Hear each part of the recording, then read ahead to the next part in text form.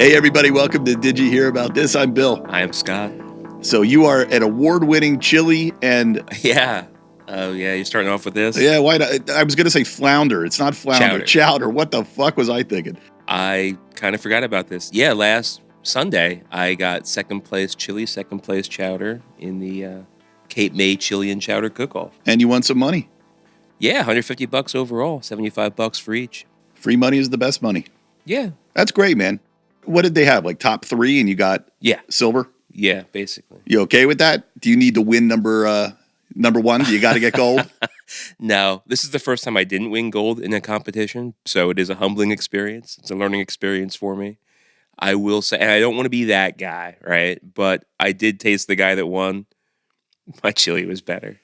You tasted the guy? No, I tasted the guy's chili. I understand now. Okay.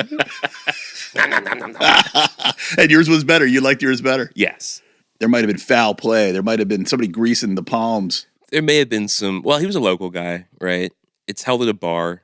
He was pretty much a regular at the bar. Okay. So he had some fanfare, you know? They weren't going to let some yahoo from Pennsylvania come down and steal this trophy 2 years in a row. Controversy.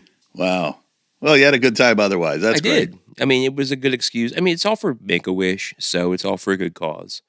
And it's a good excuse just to cook, which I would be doing anyway, so I enjoy it. And you had a great weekend. Yeah, great weekend. Got to the beach, walked around a little bit, got out of town, met some cool people. So it was a good time. I loved the last weekend. It was nice and sunny, and now it's cold and yucky again. Yeah, it's like 60 degrees outside, and we're like pushing June, right? Feels like it's colder than that. I think it's 60, but it's so windy, so cloudy, rains all the time. I'm tired of cutting grass already. It's growing fast, I know. Yeah. And those dandelions that came up out of nowhere, they're ugly. They're fucking tenacious. I can't get rid of them. But yeah, I won. I mean, I placed. I can't say I won, but I definitely placed. I was the only person that cooked both the chili and the chowder. So that was fun. Going to do it next year? Yeah, I'll do it again. You're hooked. Yeah. The spirit of competition. Yeah. I mean, I never envisioned myself becoming a competitive cook or home cook or whatever you want to call it, but it's fun. Do you watch those cooking shows on TV? I don't like those cooking shows. Why not? Like the idea of having the restrictions of what ingredients you can use or how much time you have to do something like that, that's tough. I mean, and I'm sure it adds a more competitive edge for someone that is a professional chef, but I mean, if you can just come up with your own recipe, as long as it meets some kind of parameters for, in this case, chili and chowder, then boom, enter it. You know what I mean? I don't have to cook it in the course of a half hour or some crazy shit like that. I've never taken any interest in those cooking shows. I love to eat, but watching people cook, I don't know, man. That's like watching paint dry for me. No, it's good to get some ideas for techniques and maybe some, like, I don't care about flavor combinations. I can come up with that on my own, but different techniques to prepare stuff, I like that idea. So not liking cooking shows, what have you been watching? Really, this has just been a week of full work and family drama and all kinds of stuff, so yeah. Did you ever finish Andor? I did finish Andor, but I've forgotten it already. Just so much is going on. We went to a concert on Thursday night up in the Poconos. Okay. So we're recording now on Saturday morning. Like Pikes Peak or something? No, it was a place called Sherman Theater. It was actually in Stroudsburg. Okay. Which I think is Poconos. It's funny, we have Stroudsburg, we have Strasbourg, we have Strasbourg. We have so many burgers. I don't even know where the fuck one is over the other. Are they the same place? Just no, pronounced they're differently? all different places.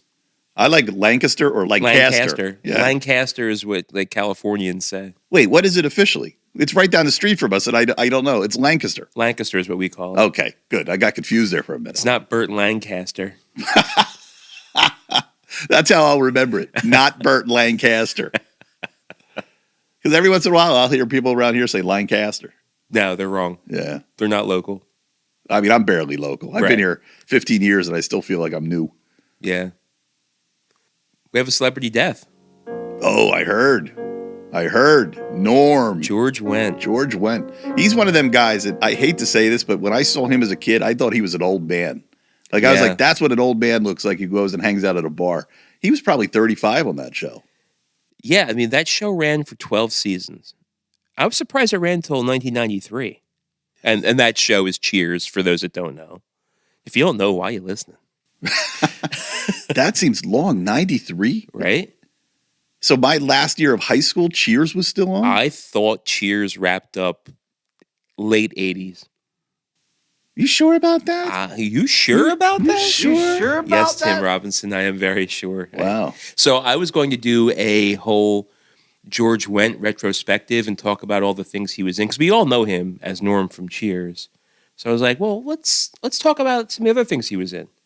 He wasn't in much of anything. No, I was going to say, I'm intrigued because I know him from one other thing. There was one shocking thing I came across that I forgot all about. Let's see if you heard about this. He was in a music video, a very popular music video. Do you know what music video George Wendt starred in? You know, now that you say it, I go, yeah, I do think I remember him in a music video, but I can't place it. He played a father. Not Madonna. No. He played the father of Macaulay Culkin. No, this isn't ringing a bell. George Wendt played the father in the Black or White music video for Michael Jackson. And he was Macaulay Culkin's father? Yeah, Macaulay Culkin was the kid, and George Wendt played the father. I don't remember Macaulay in that video. Really? Yeah. Oh, he had like a whole little like lip-synced rap segment in the MTV version. Black or white? Isn't that where the faces were CGI morphing into each other? That was kind of cool cutting-edge technology. That was part of it. Yeah. No, I don't remember that. Yeah. All right. I think I was thinking of Danny Aiello or something. Captain Lou Albano from Cyndi Lauper. Yeah, he maybe. played a father in the music video. Yeah, I know him from the movie House. Do you know that movie? It was a haunted house movie with William Catt. Yep. Yeah, he was in that. Yes, he was. That was on there. And then some TV things, but that was about it. Just popped up here and there every once in a while. And yeah, this is funny, just going back to Cheers and how we all knew him as Norm. Like Norm and Cliff Clavin always sat at the end of the bar. Although I also learned in watching this and doing some study for George Wendt here, for the first like 5 seasons, Cliff Clavin sat at the end of the bar closest to the door. He didn't sit next to George Wendt down at the far end of the bar near the bathrooms until like late in season 5, early season 6. So the two of them didn't sit together really at all. They just spread them out, kind of fanned the guys out. I guess. But anyway, I bring this up because Cliff Clavin, played by John Ratzenberger, I thought that George Wendt did the voice of Ham the piggy bank on Toy Story, but it was John Ratzenberger. Yeah, it was all John Ratzenberger was in a bunch of those Pixar movies doing his voice. I don't know if because Norm was always the heavier guy that I thought George Wendt was the voice of Ham. But no, I was like, oh, fuck, I had that backwards for my entire life. Interestingly, John Ratzenberger probably had the more successful career because he kept getting those voice roles in Pixar movies. That's true. That might be right. That's true. Yeah. I always liked Norm. I thought he was awesome. Just a cool dude. He always came in with the one-liner. Yeah, so it's like Norm died. I'm like, Norm died? Shouldn't he have died like 30 years ago? That was my first thought, unfortunately. Well, the bar up in Boston that Cheers was based on, and probably I think we used the outside shot of for the outside pics, they did pour a beer and leave it at the bar stool for Norm. That's pretty cool. Yeah. That's cool. So R.I.P. George Wendt. Yeah. Did you know Jason Sudeikis was his nephew? No, I had no idea. Yeah. I don't know how their family dynamics work, but yep, Jason Sudeikis is a nephew of George Wendt. Wow. I always enjoyed him. He always, when you would see him, he would always make you laugh. We don't have enough people making us laugh anymore. No. We got plenty of people making me fucking nuts, aggravating me, putting crazy fucking shit out on the internet. Yeah, not enough people bring joy. A lot of people bring drama. Not enough joy. I got a buddy who sends me a ton of things from social media. He's like, you're going to love this. It's hilarious. And he just sends these reels and things to me. And it's people trying to be funny. Yeah. And I can't get through it. They're not funny. It's like amateur porn. It's not good. I was going to say, some of that's funny. Can be, actually, now that you say it. But yeah, good old George Wendt. He was a funny guy. Like, who are some similar actors like George Wendt that, like, you just think of him and it's just like, oh, that's funny. Like, I think Chris Farley was one of those guys. Yeah. Although in retrospect now it's kind of like he was tragic in the way things went and how much he was hurting behind the scenes. I think John Goodman's a good guy like that. I love John Goodman again after watching Gemstones. Yeah. And even in that, he played a little bit of like a more dramatic actor in that. He wasn't really a comedian in Gemstones. Right. But still, I think he's the kind of guy that makes you just kind of laugh. Yeah. Here's a controversial one. Martin Short. Some people hate him. I can't say I hate him at all. I like him. When I see him, I go, oh, great. It's Martin Short. And I smile. I would say John Lithgow. He would be one. Yeah, that's a good one. Paul Giamatti. Paul Giamatti. Yeah, you don't see him much anymore. No. Pauly Shore. He kind of annoys me. He annoys me too. These are all guys. Are there any female actresses that make you just think like, oh? Yeah, there's one that I used to really like it. Oh, blanking on her name. She was in things and when she chose. She's Stifler's mom. Oh, really? I used to really think she was funny. Jennifer Coolidge? Thank you. Jennifer Coolidge. But I can't stand her in these Capital One commercials or whatever. I bitched about this before. Yeah, no, you're absolutely right. Changing my tune on her a bit. Yeah. Yeah, I mean, this goes back to the old stereotype that there just can't be comedic women actors. You know, like it's always guys. Yeah, I don't want to feed into that stereotype. But I can't think of any. But we are by not thinking of any. I was going to say like Lucille Ball back in the day, but like, again, looking back on how things went, like she was pretty tragic in the whole thing. Yeah. Yeah, I was listening to Stern the other day. He had Sarah Silverman on, and she was talking about how there's a lot more female comedians. And I've noticed that. Like, I love looking at comedy, and there are definitely a lot more female comedians. Yeah. I'm also listening to a lot more blues rock on Spotify. Yeah. A lot of them are females. Yeah. I'm like, wow, things have really changed, at least from my little, sitting on my couch view. Yeah, I know even from just watching like roasts and things like that, you had Lisa Lampanelli, Sarah Silverman was always there. Yeah. There's that woman that hosted the Golden Globes, who I can't think of her name right now. Oh, yeah. Oh, she's Nikki Glaser. Glaser, yeah. She's good. Yeah, but those used to just be men were in comedy. Men were in music, or rock music anyway, blues music especially. Yeah. But that's changed a bit. Yeah, I look at a lot of guitar videos. There's a ton of female guitar shredders out there now. Yeah. Tons. And they're great. I got a mailbag. You do? I do. All right. Actually, we got 2 mailbags this week. Let's have it. We were talking about, I brought up movies that make you cry and how I shared that like sports movies, like working towards a common goal type movies is always gets me. Right. I mentioned Miracle on Ice. Right. Heard from Brother Dan. He sent us a clip of, I don't really even know what. Right. I did see his text. Yeah, I don't know what he was referencing. And he even sent a clip to it. I never heard of this movie. When the Game Stands Tall. Appears to have in Laura Dern. Great emotional sports movie, he says. When the Game Stands Tall. He sent us a clip here of the final scene. That sounds like a Hallmark movie. It kind of does. Is Dan watching Hallmark? I don't know. But I did hear another suggestion where 100% hear what you're saying about the sports movies. Brother Rob says he will cry at least once a year while watching Field of Dreams with Kevin Costner. Oh, yeah. Right. I know that was a crier. Yeah. Which is why I avoided it and never saw it. Because he reconnects with his dad, who was a ball player. Right. Fun fact, a little bit of Mandela effect. You know how everybody, when they talk about Field of Dreams, says, if you build it, they will come? Yeah. Never said in the movie. Really? What did they say? If you build it, he will come. Oh, really? It was always about getting his dad to come back. I always assumed it was if you build it, they, as in the fans of the sport, will come. No, it's they, the 1906 Black Sox, because Shoeless Joe Jackson was there. It was his dad was part of the Black Sox scandal. Okay. All right. Wow, that's funny. Yeah. I didn't know that. Most people don't. I got something that most people don't know. Let's hear it. Totally pivoting from sports completely. I don't know if you have anything else to say. I'll bring us back to sports later on, but go ahead. All right. Well, I learned this the other day from my friend Jen. She sends me Instagram videos that I do like.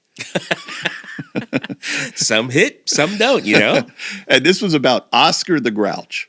Love Oscar the Grouch. What color is Oscar the Grouch? I mean, he's green, I would say. Yeah. In my memory, Oscar the Grouch is green, but I feel like this is where you're going to get me with something. Right. He's not green. He's not green. He's not green. So when he was conceived, right, back in the day, I don't mean like when he was born, when he was developed by the people that were making Sesame Street. They had to think about things like the color of these puppets and what would work well on film, because that's what they shot it, Sure. in back in the day, film. Not videotape, not digital, film. And a lot of times with film, colors can be out of control. Mm-hmm. So there's certain colors you want to use, certain colors you want to stay away from. So the designers made him magenta.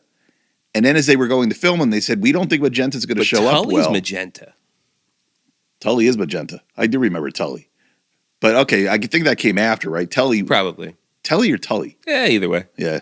He came after. This is like first days of Sesame Street. All right. I didn't know Oscar was like an original Sesame Street Muppet. I think he was. Probably him and Big Bird and Grover. Grover better be an OG. That's what I'm saying. I like Grover. Bert and Ernie. Hey, Bert. Anyway, so going back to Magenta. Magenta. Oscar the Grouch. That's what they drew. And they said, Jim Henson, go make a puppet based on this drawing of this magenta character. And then at some point they said, listen, don't make him magenta after all. Make him orange. He'll show up better.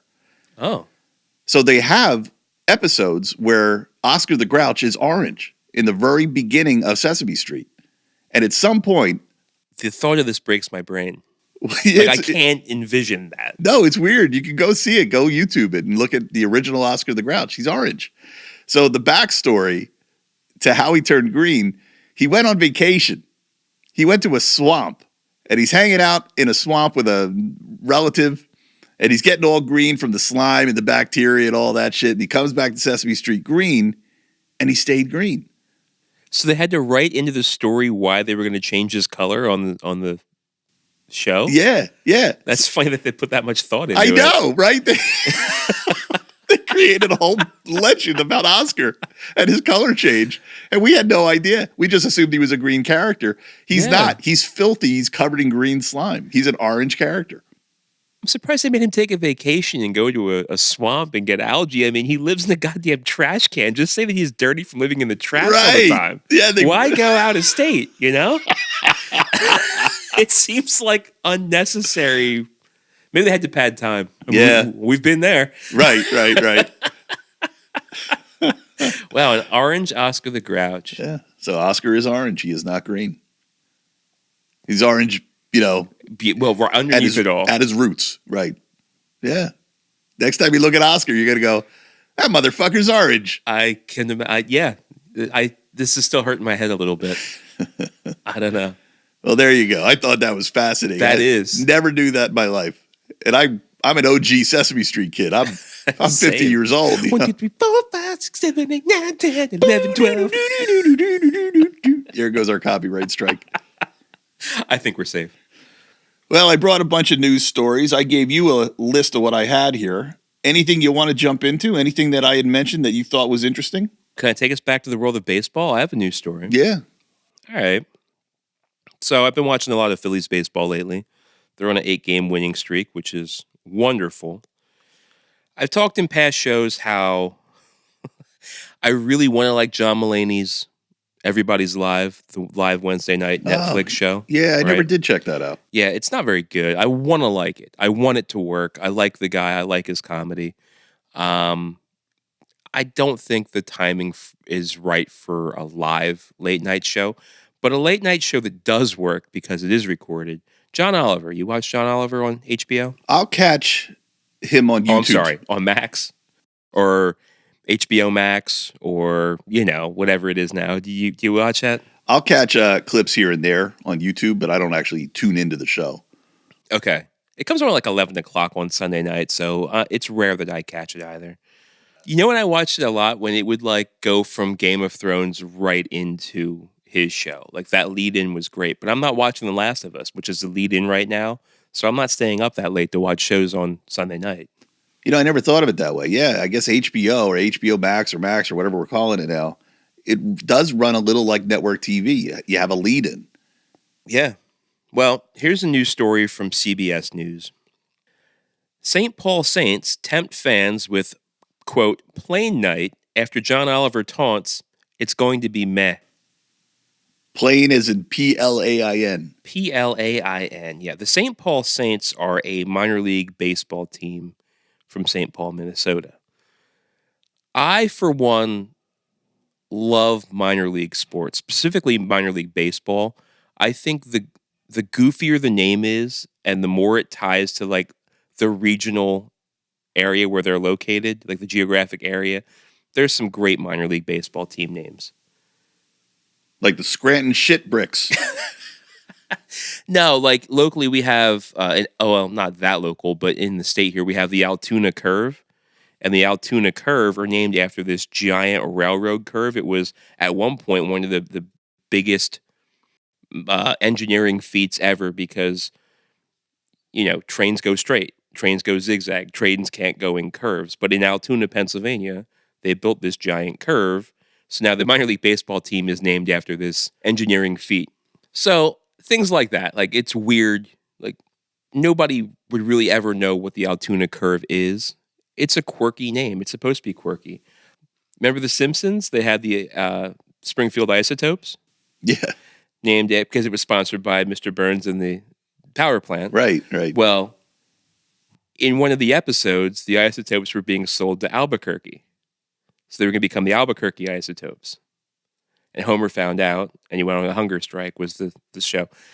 Right now, in real life, Albuquerque has a minor league team named the Albuquerque Isotopes because of the Simpsons episode. That's awesome. It's fantastic. So I bring up all this about quirky, names. So St. Paul and Minneapolis, the Twin Cities. So in Major League Baseball, they have the Minnesota Twins.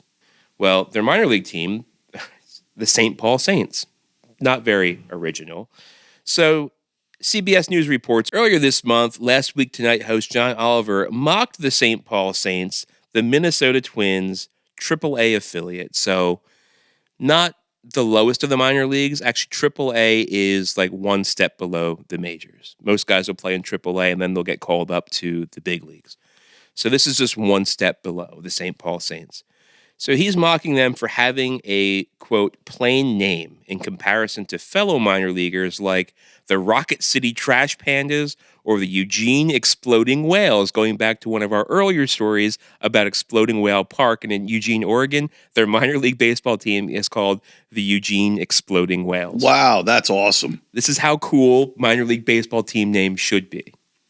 Oliver then pledged to treat one International League team to a, quote, total rebrand, including a new name and a new mascot. The Saints were down for it, even though they're plenty exciting with home games that are rollicking, silly, pig-friendly fiestas. I don't know what all that means. But the team's hopes were dashed when the winner was unveiled on Sunday's show, the Erie Seawolves, which is funny because the Erie Seawolves out of Erie, Pennsylvania, they play our local minor league team, the Reading Fightins, which I will now say is a terrible name for us. I want to have the Reading Pretzels and have that be that. The Reading Pretzels. I think that would be great. I like the Reading Phillies. That's what it used to be. Yeah, but what that makes no sense. Reading Phillies? Like the Phillies barely make sense. They only make sense because they're from Philly. It just means the little Phillies. Nah, I don't like Phillies it. Junior. Yeah, the Fightin' Phils. That's what they changed the name here to, but now they're just called the Fightin'? Well, it's weird because every Friday night they're called the Reading Luchadors, which is big because we have a huge Hispanic population here in Reading. They've also gone by the Reading Hot Dogs, the Reading Whoopie Pies. Like they just changed their name. They have like 8 different names throughout the season. Are you serious? I have not heard any of this. Yeah. When I drive by the billboards, I see the Fightin' Phils. That's what they use for marketing, but like a couple times a year, they'll just completely change their name, they have so many different hats in the pro shop, it's not even funny. I had no idea. Yeah. The Reading Railroad, that'd be a great name, the Reading Railroad. When we went to see this band the other day, they're called Joywave. We were going out to dinner. We walk in, and the singer of the band sitting at the table. So my wife right away goes, "Oh my God, we're here to see you. Like, look, I'm wearing your shirt." And they're like, "Oh, cool. Where are you from?" We go, "Reading." He goes, "Oh, the Reading Railroad from the Monopoly board." There you have it. That's the first person that ever made that connection. I'm like, yeah, that's like the only thing we got here. In Reading, we got the Reading Railroad in Taylor Swift's hometown. That's right. That's right. So going back to the story here, the Saints didn't win. The Erie Seawolves won. But the Saints didn't get mad. They got promotional. The team says Thursday night's home game against the Norfolk Tides at St. Paul's CHS Field is dubbed Plain Night, Plain night. promising it's going to be meh. What does the promotion include? Well, the first 1,000 fans will receive a sheet of plain white paper, and instead of the traditional peanut toss during the 7th inning stretch, white bread will be lobbed at all attendees. But that's not all. If you're looking for some great dessert, look somewhere else because the concession stands will serve nothing but vanilla ice cream. But the cherry atop that proverbial vanilla ice cream sundae, and don't expect any cherries or any other toppings at Thursday's game, is an incredible deal for anyone named John or Oliver in their names. The team will do something they have never done in 33 seasons. Offer free tickets just because of what your parents decided to name you, the team wrote. The Saints also note John and Oliver are two of the top 150 generic men's names in the world.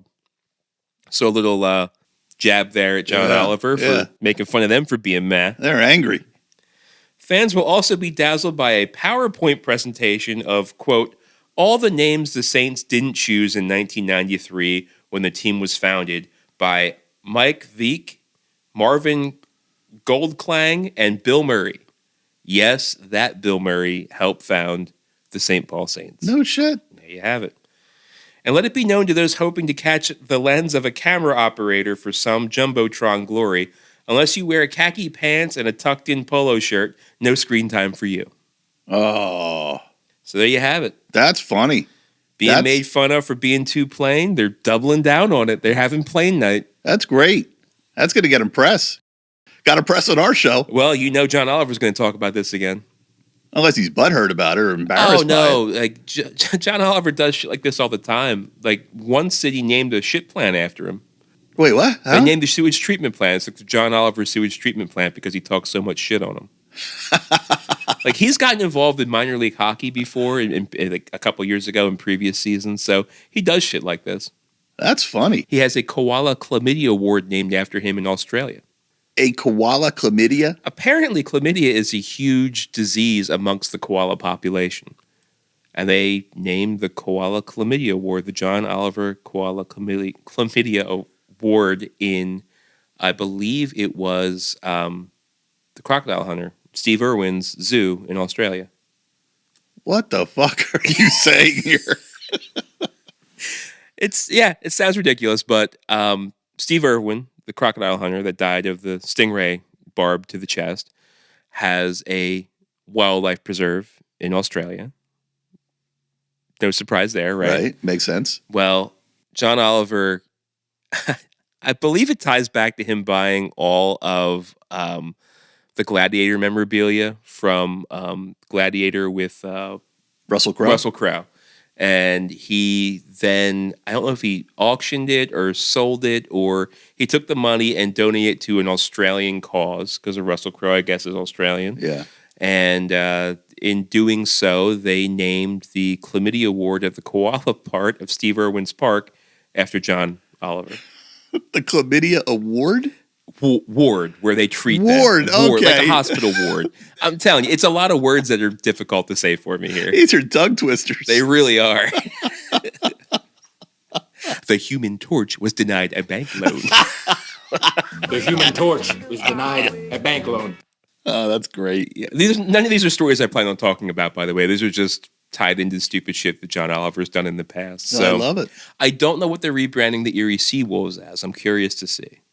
Maybe we should come up with some ideas for them. Send them in. I just want to see what their mascot's going to be, because he makes some ridiculous, stupid mascot costumes on his show, including one that he proposed for Philip Morris Company, Jeff the Diseased Lung, which is like a pink lung wearing a cowboy hat and a bandana, smoking a cigarette. Oh, like the Marlboro Man. Basically. Oh, yeah. that's funny. Yeah. So I'm curious to see what Erie comes up with. All right. Keep an eye out on that. Update I will us. keep you posted, and we will then see if you heard about this. Very cool. I like it. Funny shit. Well, I'm going through the list of stories that I have. I don't know how many we want to talk about here. Here's one that I don't totally understand. What is Skibbity Toilet, Scott? I know of Skibbity Toilet, and I know what Skibbity Toilet is. I think I understand Skibbity Toilet as much as anyone can understand Skibbity Toilet, because it makes no fucking sense at all. Skibbity Toilet is the head of someone coming out of a toilet, and it just yells Skibbity, Skibbity, Skibidi Toilet. And kids love it. I think it was a YouTube video. It's an animated thing. It's an animated thing. And like maybe it made its way into Fortnite, or maybe just kids playing Fortnite would yell Skibidi Toilet, but it became this whole meme thing for these kids. It's as dumb as Flint and Steel. Yeah, I looked at some of these videos, and they're just experimental. It's almost like the CGI you would see in the 2000s. I was just going to say, it looks like if you went back and watched the first Toy Story and how that CGI held up, that's what Skibidi Toilet is. But if it were glitching, because the whole thing is like a giant... It's not smooth. It's not a smooth animation at all. Right. It looks like bad CGI. Something I would have made like in graphics class in college. And it would have been your fuck-ups. Like, this is the shit you're not supposed to show people. This is like, oh, Bill showed me how to use Photoshop. And this is what I came up with. Yeah, it's like a bunch of people using Blender for the first time, put together this thing called Skibidi Toilet, which I guess there's tons of episodes on YouTube, and it's popular. Oh, yeah. Kids love it. So Michael Bay. Transformers Michael Bay? Big action guy Michael Bay is in production right now making Skibidi Toilet the movie. How do you turn this into a movie? They're like 30-second shorts. I don't know, man. I'm lost. I'm like, is this thing so big that they know it's going to be a moneymaker to hire Michael Bay to make Skibidi Toilet the movie? Could you imagine? I couldn't barely get through 30 seconds of this Skibidi Toilet YouTube shit. Could you imagine an hour-and-a-half movie? No, fuck no. Is this real? Are they really going to do this? What else does Michael Bay have going on? There's got to be better things than Skibidi Toilet. Dude, I'd rather he go make another fucking Transformers movie than Skibidi Toilet. You know, I haven't really heard anything this dumb as far as a proposal since the Emoji movie. Like, who was going to make a movie about emojis? And they did, and it failed. Yeah, I do remember that movie. But at least you can say, all right, the poop emoji now is a character, and the... Poop emoji played by Sir Patrick Stewart. Is that right? Yeah. Oh, that's pretty weird casting there. But I don't know. Where are they going to go with this Skibidi Toilet? I have no idea. The whole thing isn't plot driven. It's just craziness. It's just get stoned and watch Skibidi Toilet videos with your friends. Now they're going to turn that into a movie. Doesn't make any sense. Probably multiple movies where they do sequels. Yeah, it's probably going to be a hit. God damn, this is going to be all over the place. This is why we can't gain any traction in the ground. We don't understand fucking anything, Bill. Yeah, I'm lost on this Skibidi Toilet. Other things going on in the news. The old Amazon. The old Amazon who's making a bunch of movies right now. Just bought up MGM, right? Oh, yeah, yeah. Amazon dumps Henry Cavill's Voltron to streaming. No theatrical release. Pulling another Roadhouse. I was going to say they fucking Roadhoused Voltron. They did. But, you know, I was thinking about this movie, too. Who's this movie for? I don't know. Is it for us? It's got to be for us. Kids aren't going to care about this because kids aren't going to know this property. But I remember Voltron from the toy more than I remember Voltron from the cartoon. Yes, I remember it was anime like we talked about a couple weeks ago. I remember the bad guy was like a blue skin guy. But I don't remember the plot of that. I just remember how cool the toys were. I was a fan. Yeah, I had the toys. I watched the cartoon. I still don't remember what the plot was of the whole damn thing. Yeah. So, yeah, I guess it's for us. I guess. But do we want it? Like, is that why they said let's not put this thing into theaters because the market is so small and it's old people like us who don't go to theaters anymore? Maybe we're looking at it all wrong, though. Like, maybe it shouldn't be based just on nostalgia. Maybe Henry Cavill thought that, yeah, he liked it from his youth. I mean, he's younger than we are, I think. Maybe the same age. Probably younger. He looks younger, unfortunately. Yeah, I know. He doesn't have old man face He'll yet. get there one day. But anyway, I digress. Maybe he feels that there's a story that's good enough to be told or to introduce it to a new generation. And maybe it doesn't have to bank on the nostalgia. Although that's all any of these properties ever seem to do. Yeah, they don't seem to be story first. They seem to be nostalgia first. I wish he'd taken a different direction. Well, we talked about it once a while ago. I don't really remember what we said about it back then, but I remember even thinking then, like, would I go see this? Like, I'm a childhood fan of the property, but do I care anymore? Last time we talked about it, you read off the casting, and we didn't know anybody. Yeah. Except for Henry Cavill. Yeah, but Amazon is becoming a major player. Like, think about that. A tech company is now a major powerhouse in Hollywood. Yeah, but this is two big remakes that they just pulled from theatrical releases to put on streaming.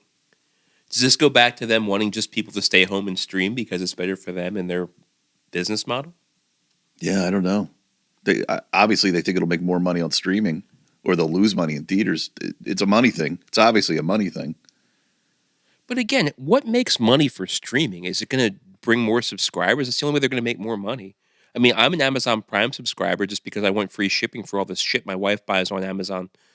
If they didn't give me free shipping with the Amazon purchases, would I even care enough to subscribe to Amazon Prime? That's a great question, because I'm the same. I have Amazon Prime only because I have Amazon Prime Video, I should say, to be clear, only because I have Amazon Prime because I like the free shipping. Right. So by buying MGM and doing all these things that they're doing with the programs that they're running, Fallout, all the stuff that they're doing. Fallout was great. Yeah.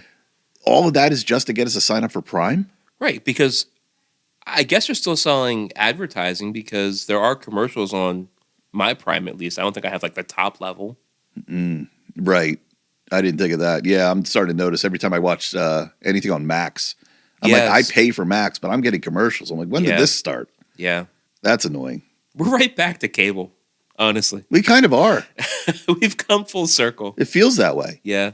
It feels that way, but there's less restrictions, right? Because cable, you still couldn't say the F word. You still couldn't put nudity on a lot of channels. I mean, there were certain cable channels you could get away with that. Right. Not USA. No. Not TNT. Not any of those. TNA, maybe. Yeah. I didn't get that channel. So, yeah, I'm sure he's pissed off about it. I mean, hell, Jake Gyllenhaal was pissed off when they pulled Roadhouse. That was him, right? Yeah. Well, he considers himself a movie star, so maybe he just wanted to make sure that everything he does is in the theater. Yeah, I guess. So I don't know. I mean, this Henry Cavill, he might not be pissed. Who knows? He might be like, as long as people see it. He was already doing The Witcher, which is not a movie theatrical thing. Right. He's kind of one of them. We were talking about this last episode. He's kind of one of them performers that straddle TV and theaters. And the project he works seem to be real passion projects for him because he likes the subject matter. I know I'll go see Voltron. I know I will. I will see it. The best part is you don't have to go anywhere now. You can just turn on your television and there it is. Right. I like that. There you go. Yeah. I don't want exercise. I don't want to leave the house. So maybe this is geared towards us, Bill. Yeah, it might be. You sent me this story. This made me laugh. So the bust of Jim Morrison. Oh, yeah. That was at his gravesite in Paris was stolen and has just found. Like, they weren't even looking for it. They found it somewhere. Yeah, but it was missing for like 4 decades. 37 years. Yeah. The story comes from CNN. Jim Morrison's stolen grave bust found after 37 years. It says here, the iconic symbol for the singer's fans was recovered during an investigation conducted by the Financial and Anti-Corruption Brigade under the authority of the Paris Public Prosecutor's Office. This sounds like a lot of bureaucratic horse shit. Yeah, never been to Paris, so I don't know what it's like over there. All I know is when they pulled up in front of the apartment, it was going,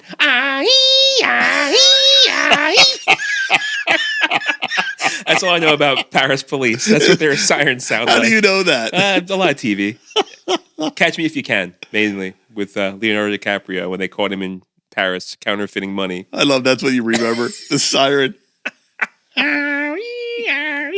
This was a chance discovery made during a search ordered by an examining magistrate at the Paris court, the prosecutor's office told CNN in a statement Tuesday. So they weren't even looking for it. They were looking for other bad shit. They found it. Jim Morrison. The picture of this thing is pretty damn horrifying, too. It's all spray painted. It's white. I guess they painted the face white on this thing. It looks more like Ace Frehley from Kiss than it does Jim Morrison. Good call. It really does. So that's kind of cool. Do you know why he was buried in Paris and not L.A.? I thought he had a grave site here and in L.A., but the body was buried there. But people kept fucking with the grave. Yeah, I'm not really sure about that, about him having one in L.A.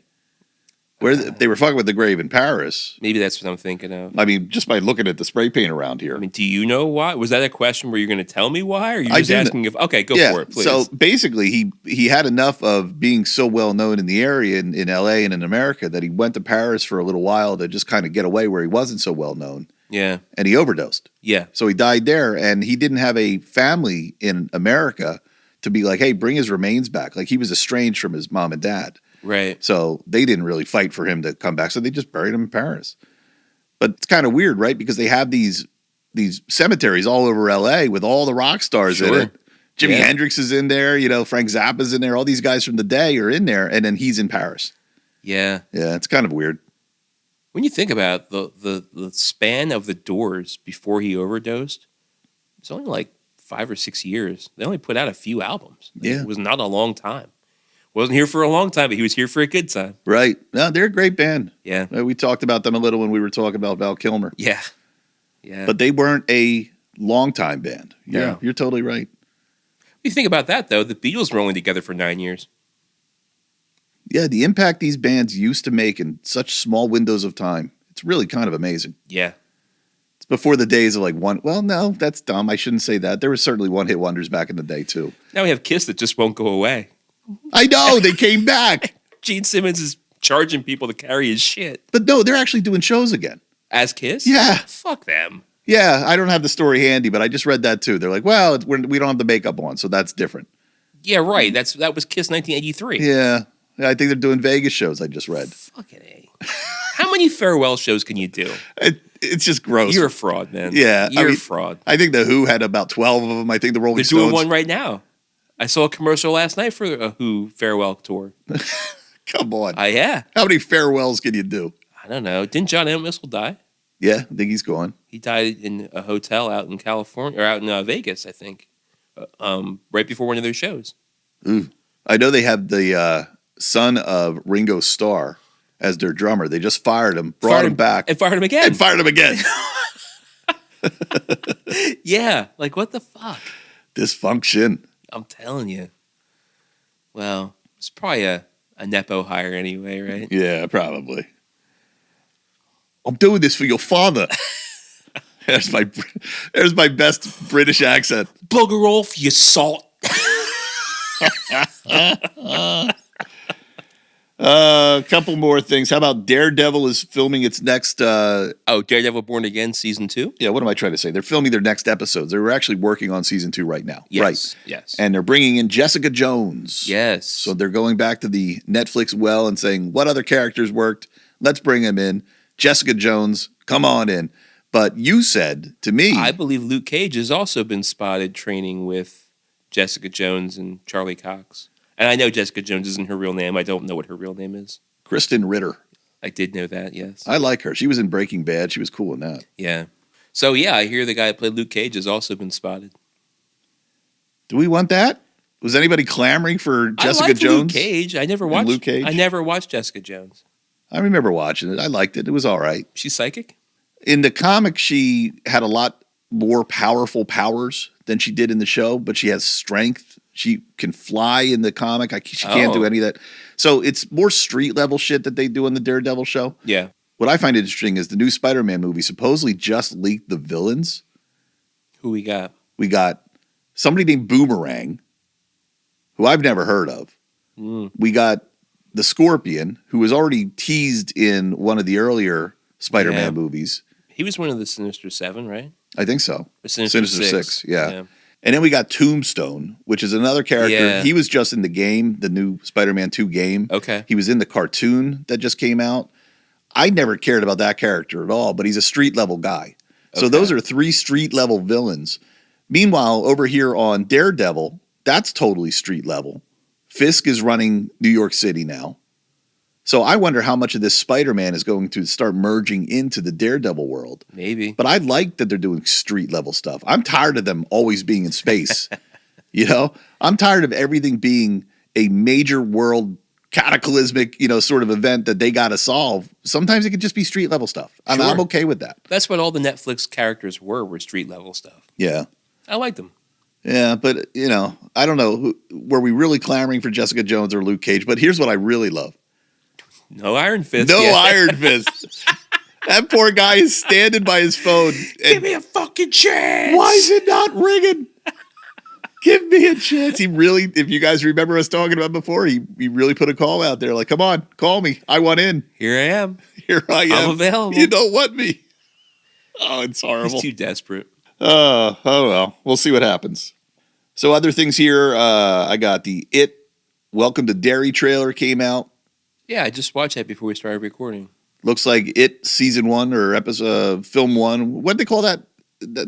Not episode 1. They had It number 1 You and mean It the number 2. remakes now with Skarsgård as Pennywise? Yeah. Yeah. What did they call them? They didn't call them season 1. They had a name. It was called It.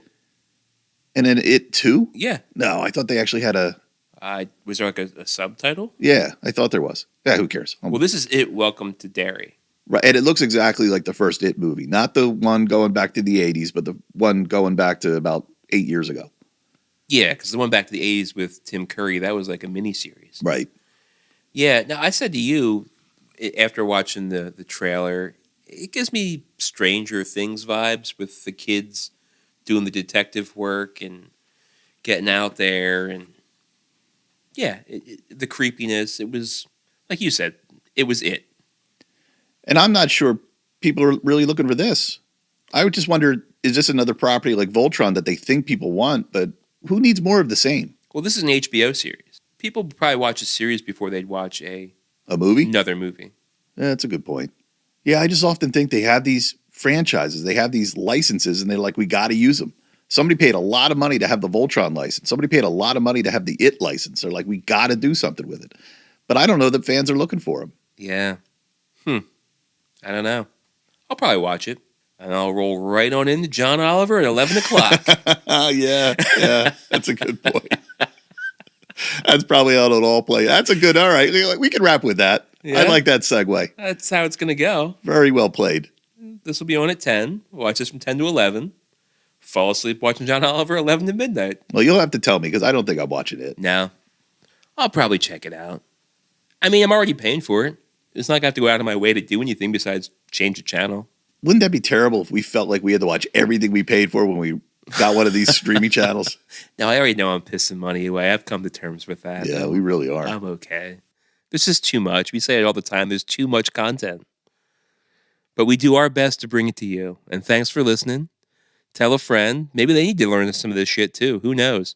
Did you know that the Erie Seawolves are no longer going to be the Erie Seawolves? Can you make it out to St. Paul, Minnesota for plane night? I don't know. But I'll tell you one thing. R.I.P. George Wendt. You didn't do much, but what you did well. Thanks, everybody, for listening, and we'll talk to you next week. Oh, I love trash. Anything dirty or dingy or dusty.